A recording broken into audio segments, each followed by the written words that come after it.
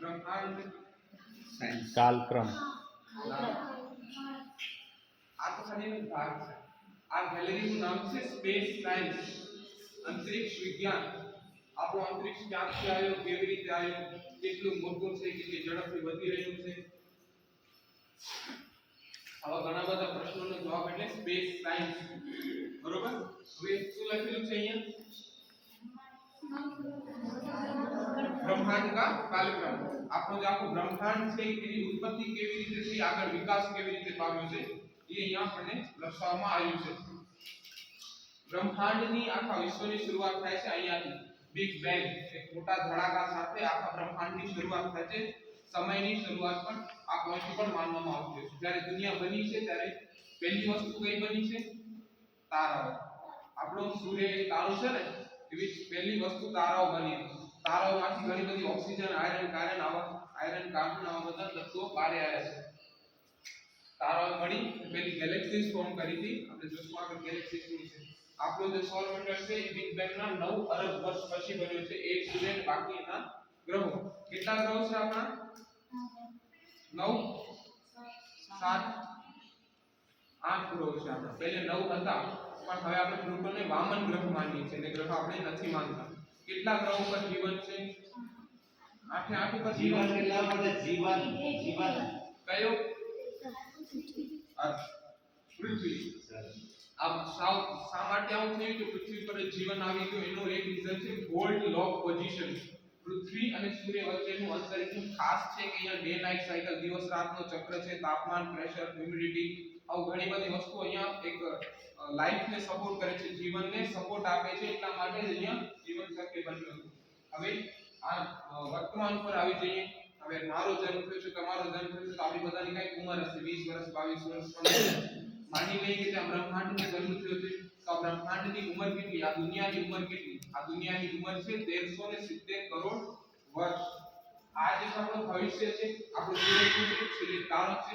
હવે આપણું જીવન ચક્ર હોય એવી જ રીતે આનું પણ એક જીવન ચક્ર છે. આજથી 600 કરોડ વર્ષ પછી આ સૂર્યની સાઈઝ છે ખૂબ વધી જશે. જેનાથી શું થઈ જશે કે પૃથ્વી પર જે આપણે તાપમાન ને બધું મેન્ટેન ચાલે છે નહીં થઈ શકે અને પૃથ્વી પર જીવનનો અંત આવશે. આજથી 600 કરોડ વર્ષ પછીની વાત છે. હવે મોટો ખાલી આ બાજુ કરી છે. આપણે કયા ગ્રહ પર છીએ? પૃથ્વી ક્યાં આવેલી છે? તો આપણે કહીએ કે ભાઈ સૌરમંડળ આવેલું. આપણું સૌરમંડળ ક્યાં આવેલું છે?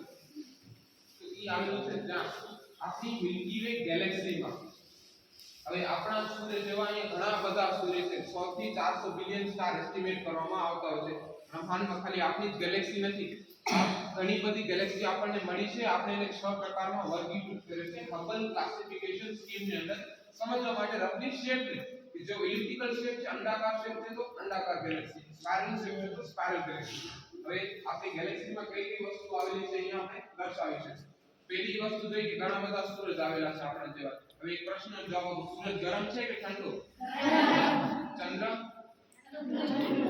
ના, ચંદ્ર પણ ગરમ છે પણ આપણે અનુભવમાં ઠંડો આવે છે. જે ચંદ્રનો પ્રકાશ જોયો છે બધાએ, કે જેને આપણે ચાંદની કહેતા હોઈએ છીએ, એ ચંદ્રનો નથી, એ સૂર્યના પ્રકાશનો જ પરાવર્તન છે. હવે ચંદ્ર શું કરે છે? પૃથ્વીની આસપાસ ફરી રહ્યો છે. બીજું કે સૂર્યનો પ્રકાશ આવે છે અને આપણા ઉપર ફેરવી દે છે, આપણા ઉપર રિફ્લેક્ટ કરે છે. હવે દર વર્ષે એવું નથી, દર દિવસે એવું નથી થતું કે એક જ જગ્યાએ ઊભો હોય. આપણને એની કળાઓ જોવા મળતી હોય કે પૂનમ છે, અમાસ છે, બીજ છે, તીજ છે. કેમ થાય છે? કારણ કે ચંદ્ર આપણી આસપાસ ફરી રહ્યો છે, એટલા માટે આપણને એની કળાઓ જોવા મળતી હોય છે. એક પ્રશ્નનો જવાબ આપો. કેટલા ચંદ્ર છે આપણી પાસે પૃથ્વી ઉપર? આપણે કેટલા ચંદ્ર જોવા મળતા હોય છે? એક જ. બીજા ગ્રહો છે બુધ અને શુક્ર, આ બેને બાકાત કરતા બાકી બધા ગ્રહો પાસે ચંદ્રમા છે. મંગળ ગ્રહનું નામ સાંભળ્યું છે? એની પાસે 2 ચંદ્ર છે. સૌથી વધારે ચંદ્ર છે શનિ પાસે, 146 ચંદ્ર છે. 95 ચંદ્ર ગુરુ પાસે છે. તો બાકી બધા ગ્રહો પાસે ચંદ્ર પણ હોય છે અને ઘણા બધા વધારે જોવા મળતા હોય છે.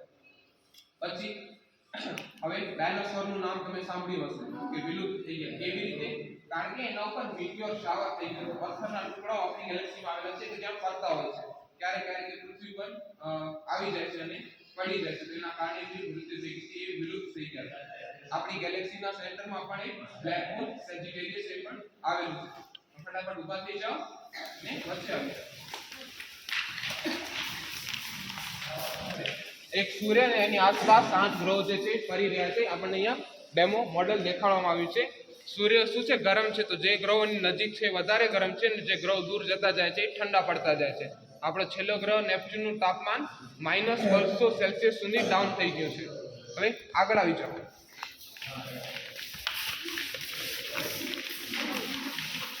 વચ્ચે આવી જાઓ.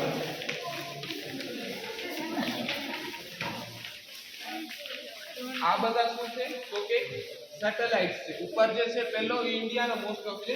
પહેલો જે છે એ મંગળયાન, બીજો જે છે એ ચંદ્રયાન 2, આ છે જીસેટ 1. આપણી નથી, અમેરિકાની સ્કાયલેબ ઓબ્ઝર્વેટરી હતી. આ આદિત્ય L1 છે અને છેલ્લે જે છે એ છે ઇન્ટરનેશનલ સ્પેસ સ્ટેશન. સુનિતા વિલિયમ્સનું નામ તમે બધાએ સાંભળ્યું હશે. અત્યારે ત્યાં ફસાઈ ગયા છે કે અટવાઈ ગયા છે ઇન્ટરનેશનલ સ્પેસ સ્ટેશન ઉપર. નીચે શું છે તો કે ઘણા બધા દુનિયાના મહત્વપૂર્ણ સેટેલાઇટ છે. દુનિયાનો પહેલો સેટેલાઇટ હતો સ્પુતનિક 1. હવે ચંદ્ર જોયે છે બધા? એના ઉપર જનારા પહેલા વ્યક્તિ હતા નીલ આર્મસ્ટ્રોંગ, જેનું મિશન છે અપોલો 11. પછી એની બાજુમાં સેલ્યુટ 1 કે જેમાં 23 દિવસ સુધી વ્યક્તિઓ રહ્યા હતા. પાછળના 4 શું છે તો સ્પેસ ક્રાફ્ટ છે. જ્યારે આપણે અંતરિક્ષમાં જવું હોય તો ઓક્સિજન, ટેમ્પરેચર, પ્રેશર આવી ઘણી બધી વસ્તુઓને ધ્યાનમાં રાખીને જવું પડતું હોય છે. તો એને ધ્યાનમાં રાખીને આપણે સિસ્ટમ બનાવી છે જેને આપણે સ્પેસ ક્રાફ્ટ કહેતા હોઈએ છીએ. અંતરિક્ષ યાન આપણે એને કહેતા હોઈએ છીએ. આગળ જે ઓરેન્જ વાળો છે એની પ્રાઇસ 7 થી 8 કરોડ છે. ઓનું વજન 145 કિલો છે. અંતરિક્ષમાં જ્યારે જઈએ છીએ ત્યારે ઘણી બધી વસ્તુની ધ્યાન રાખવી પડતી હોય છે. એના કારણે જ આને ડેવલપ કરવામાં આવે છે. હવે પહેલી વાર જ્યારે અંતરિક્ષમાં 3 વ્યક્તિઓની મૃત્યુ થઈ હતી એના પછી આ બંને સૂટ કમ્પલસરી કરી દેવામાં આવ્યા છે. ચંદ્ર ઉપર જવું છે તો શું કરવું પડશે ને સ્પેસ ક્રાફ્ટની અંદર આ યુઝ કરવું પડશે, ઇમરજન્સી વાળું.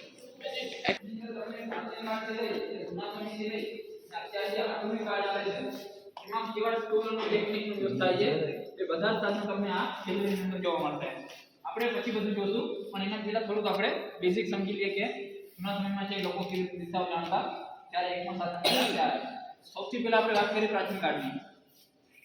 એ જે સમયગાળો છે એ છે 14મી સદી પહેલાનો સમયગાળો. ત્યારે એ લોકો ટ્રાવેલિંગ કરતા દરિયાની અંદર, જહાજોની અંદર, ત્યારે એમની પાસે એક પણ એવા સાધન હતા જેનાથી એ લોકો દિશાઓ જાણી શકે. તો આપણે દિશાઓ જાણવા માટે કયા સાધનનો ઉપયોગ કરીએ છીએ ખબર છે કોઈને? હોકાયંત્ર હોકાયંત્ર આવ્યું છે તમને ભણવામાં? મોબાઈલ માં તો ખબર ટાઈમર માં નેરી માં મળે દિશા દેશ છે કે હોકાયંત્ર જવા દે. એ આવ્યું 14મી સદીમાં. પણ 14મી સદી પહેલા પણ લોકો ટ્રાવેલિંગ કરતા દરિયાની અંદર, જહાજોની અંદર. તો એ લોકો કેવી રીતે દિશાઓ જાણતા હશે કોઈ પણ સાધન વગર?